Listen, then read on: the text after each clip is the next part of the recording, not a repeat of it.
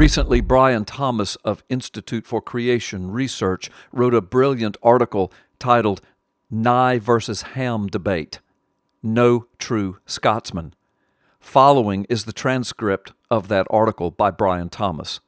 A surprisingly large number of people, some 3 million, watched live online February the 4th as debaters discussed the topic, quote, "Is creation a viable model of origins in today's modern scientific era?"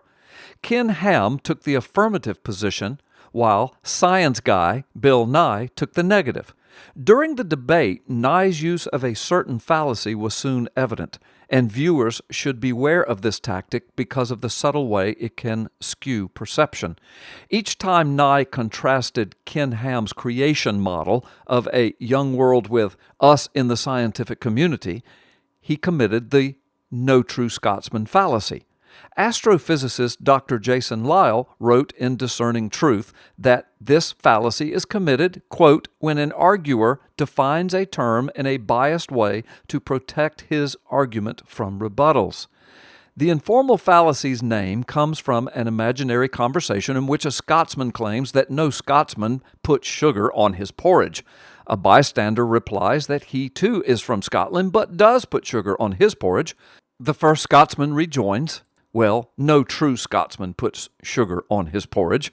What did he do? He essentially redefined the word Scotsman to insulate his argument against virtually any example that refutes it. The fact that Ham presented specific examples of fully credentialed scientists who adopted the Bible's creation account of history had no effect on Nye, who continued to insist that scientists are evolutionists by definition. The science guy insulated his assertion from scrutiny by defining scientific to suit his needs. The common general definition of science includes observing, measuring, and interpreting natural processes. But Nye's definition of true science seems to involve observing, measuring, and interpreting natural processes only according to evolutionary tenets. Nye was wrong to assume that no real scientist could ever hold the creation model, since scores of real scientists have and do. This is amply demonstrated in books like In 6 Days, Why 50 Scientists Choose to Believe in Creation, and The Genesis Files, which contains 22 interviews with PhD scientists who ascribe to the creation model and tell their stories.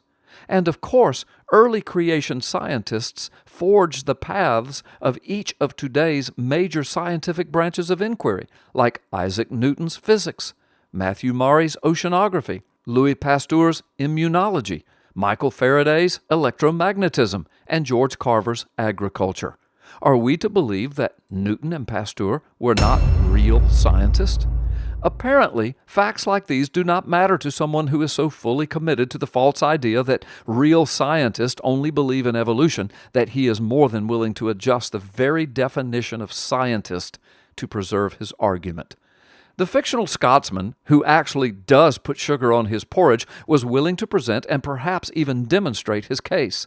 In the same way, a minority of true scientists are willing and prepared to make their cases for biblical and scientific creation.